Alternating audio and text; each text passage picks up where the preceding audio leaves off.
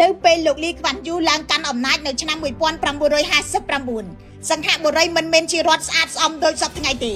អំពើពុករលួយបានជ្រៀតចូលក្នុងស្ថាប័នរដ្ឋជាច្រើនហើយការសោកប៉ាន់ត្រូវបានមនុស្សមួយចំនួនចាត់ទុកជារឿងធម្មតា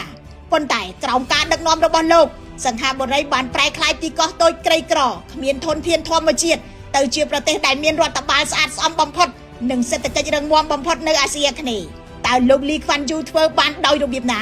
ទី1លោកធ្វើឲ្យអំពើពុករលួយคล้ายជារឿងគ្រោះថ្នាក់បំផុតចាប់ទាំងមន្ត្រីតូចដាក់គុកទាំងមន្ត្រីធំសាររបស់លោកគឺច្បាស់ណាស់គ្មាននរណាម្នាក់អាចនៅលើច្បាប់សង្ហបុរីបានឡើយទី2លោកពង្រឹងស្ថាប័នប្រឆាំងអំពើពុករលួយ CPIB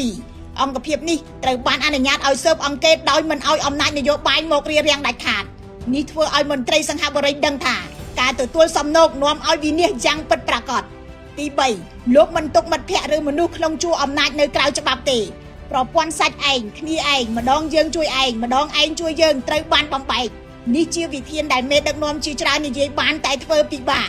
ទី4លោកបង្កើនប្រាក់ខែមន្ត្រីគោលគំនិតគឺបើចង់ឲ្យមន្ត្រីល្អត្រូវឲ្យការងារស្មោះត្រង់មានតម្លៃខ្ពស់សមនឹងទង្វើប្រាក់ខែមិនអាចបំបត្តិអំពើពុករលួយទាំងស្រុងទេប៉ុន្តែវាកាត់បន្ថយលេសថាប្រាក់ខែតិចទៅត្រូវស៊ីក្រៅទី5លោកចាត់តាំងមនុស្សធ្វើការតាមសមត្ថភាពមិនមែនតាមបកពួកនៅពេលតំណែងមិនមែនជារង្វាន់ដោយសារការស្គាល់គ្នាមន្ត្រីក៏ពិបាកប្រើតំណែងដើម្បីសមបំណុលនយោបាយទី6លោកធ្វើឲ្យរដ្ឋបាលសាមញ្ញនិងច្បាស់លាស់នីតិវិធីកាន់តែស្មុគស្មាញអំណាចសម្រេចចិត្តតាមអំពើចិត្តកាន់តែច្រើនអំពើពុករលួយក៏កាន់តែមានឱកាស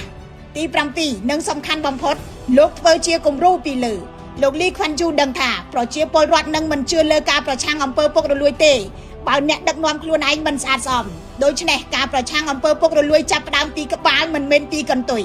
មេរៀនពីសង្ហបុរីគឺច្បាស់អំពើពុករលួយមិនអាចកម្ចាត់បានត្រឹមសន្ទរកថាឬពាក្យសន្យានោះទេវាអាចកម្ចាត់បាននៅពេលដែលច្បាប់ធំជាងមនុស្សស្ថាប័នខ្លាំងជាងបកពួកហើយអ្នកដឹកនាំហ៊ានចាត់ការអ្នកខុសនោះហើយជារឿងដែលលោកលីខ្វាន់យូហ៊ានធ្វើហើយជារឿងដែលប្រទេសជាច្រើននៅតែពិបាកធ្វើដល់សព្វថ្ងៃខ្ញុំរស់សុធាពី News Today NTTV